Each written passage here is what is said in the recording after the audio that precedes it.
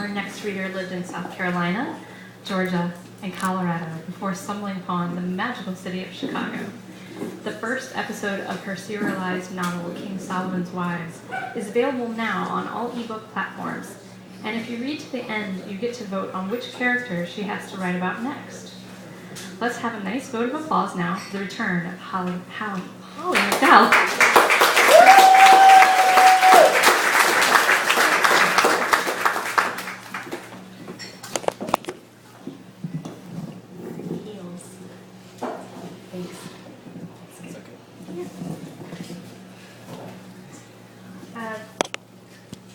Bill and Sarah, thanks you guys for letting me read. I'm going to read to you guys from King Solomon's Wives, and as Sarah said, it's a serialized novel. It comes out in 100-page digital episodes, and it's from a new experimental publisher, so it's interactive. And if you read to the end, you do get to vote on the direction of episode 2, which I'm currently still working on. So I'm reading from the middle. So here's some backstory. It's a modern story, and it's about a secret society of women who are alive today, but descended from King Solomon's ancient harem. The thing about the wives is that they inherited a few very unfortunate genetic curses from their ancient religion. Their touch is addictive, and they always die in childbirth, and they can only bear daughters, and they're only fertile until they're 24. Their addictive touch has made them fugitives for hundreds of generations, and they keep themselves safe by forbidding relationships outside the clan and requiring each other to sacrifice themselves to give birth at age 24. The story starts with one of the wives turning 24, and she's got to become pregnant immediately. She chooses a man to seduce, but things don't go as expected. Now I'm going to read from the second chapter. This is what happens from the point of view of the leader of the clan in Athens, Georgia. Her name is Delara.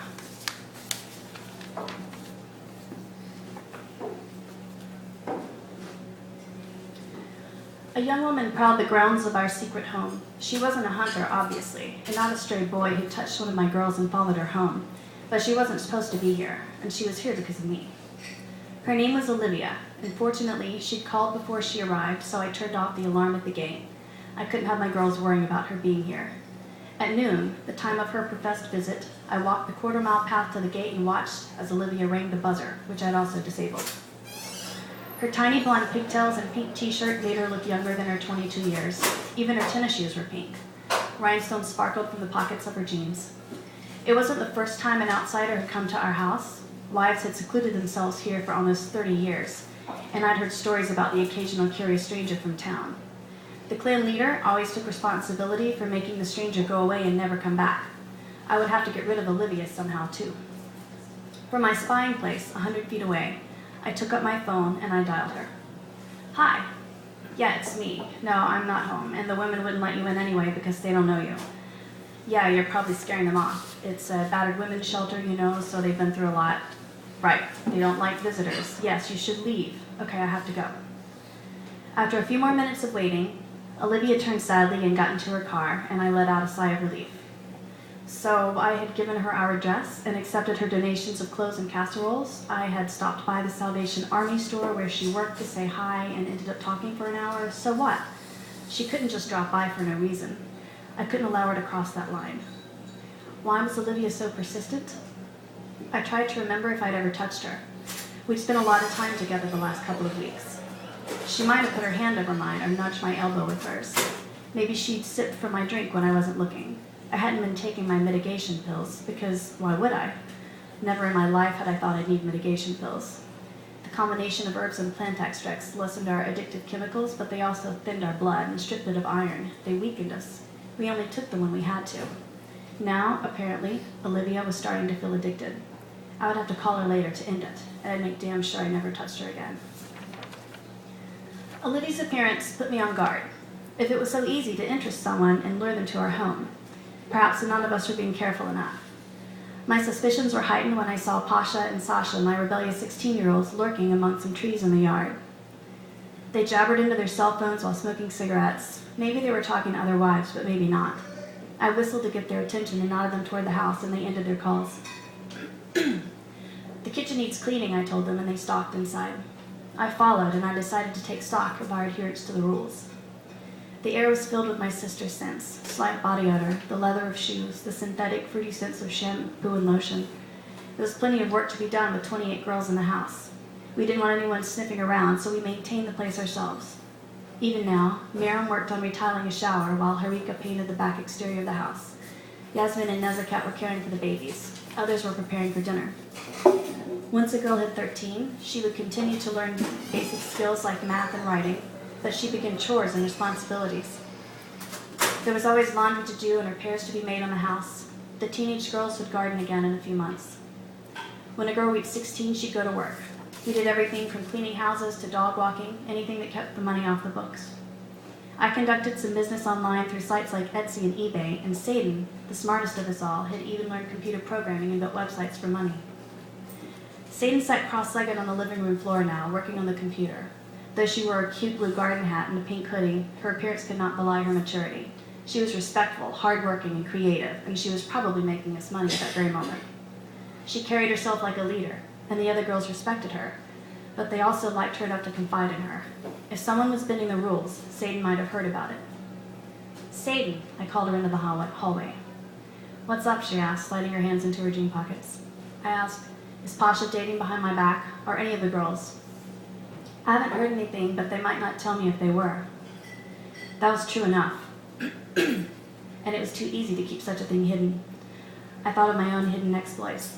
The last time I was in town, I had stopped by Olivia's shop. I hadn't been disobeying any rules because Olivia was a supply contact. She'd brought out our sweet tea from the refrigerator in the break room. She'd poured a little vodka into it, and we'd sat drinking and chatting during her lunch hour. I'd known to work our conversation into a private room on purpose, to avoid even the appearance of impropriety, and my girls could easily be doing the same. I said to Satan, maybe we could trick them into revealing it. I should have you follow them. Satan gave me a mocking smile. Relax, we're doing all right. We could do better. I want you to follow Pasha and Sasha to their cleaning appointments this afternoon. They may not reveal their boyfriends if they see you around, but you might catch hints of it. Okay, Satan saluted. Sure, boss. My concern grew as I walked through the house. Maybe I'd been too soft for years now. Tradition required a group of wives not feel too at home. But over the years, things had accumulated. DVDs, shelves of books, worn cushions and afghans, laundry baskets. There were names and dates written on the wall, stacks of disorganized documents and photos. No celebrity posters. I allowed no one to worship or idolize any man. I had told my girls many times, lust is as bad as love and the consequences are the same. Because lust could lead to early pregnancy. And if a wife became pregnant early, she'd simply have to have the child and die early. Did my sisters want to give up a third of their lives for nothing? There were reminders of that rule hidden in the shadows of the house. We currently held one sister for punishment. She rested in her windowless room now, forbidden to leave unless one of us needed her to do a chore. She sewed and cleaned, but was not allowed to speak. Her crime? Her mother was irresponsible and had gotten pregnant at 15. But she hadn't wanted to suffer the consequences, so she committed that most blasphemous act. She terminated her pregnancy. When the clan found out, they required her to conceive again right away, and now her daughter's lifelong isolation would be remembered in future generations. Did I not feel bad for her? Of course, but feeling compassion and acting on it were different. A leader must only do the former. Satan didn't have to report on Pasha's exploits. I could see for myself.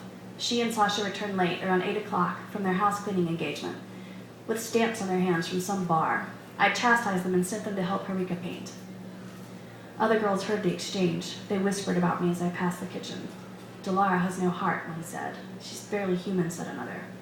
But their gossip only made me proud. They thought I was strict, I'd show them strict.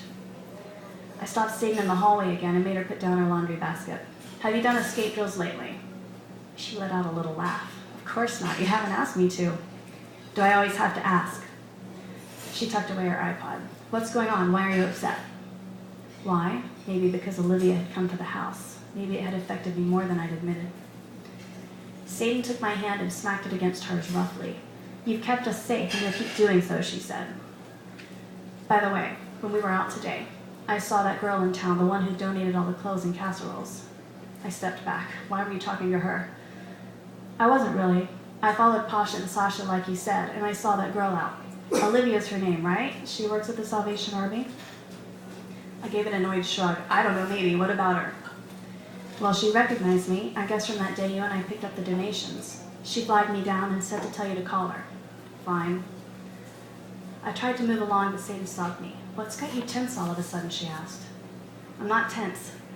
I picked up the clothes basket and nudged it toward her. She didn't take it, so I carried it to the laundry myself. Satan followed. "You didn't do anything wrong, Delara. You know that, right?"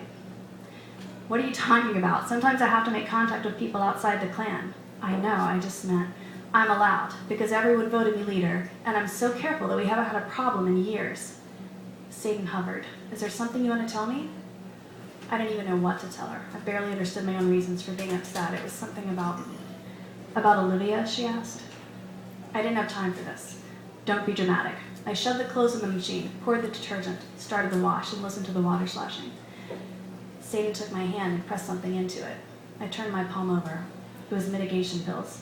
"It's okay," Satan said. "I understand. I won't tell."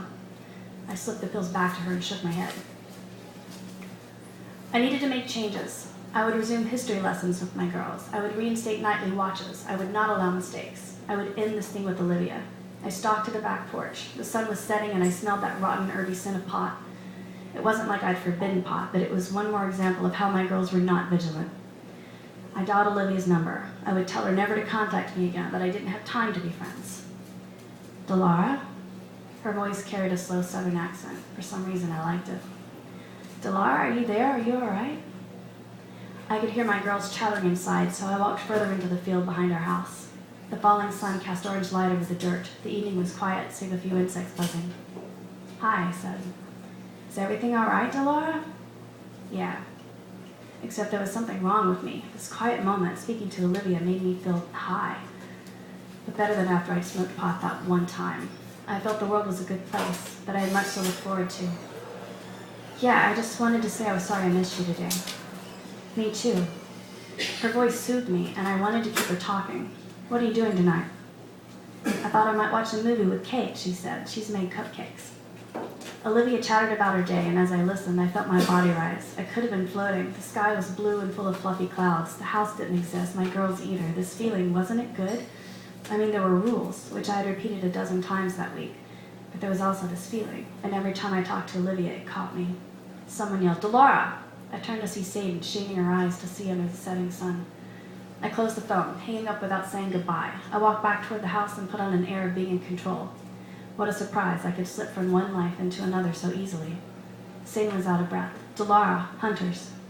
The front door slammed open and windows were smashed. The sound sent adrenaline through me. The taste was bitter in my mouth. Strangers with weapons rushed into our home. I had never re-enabled the alarm.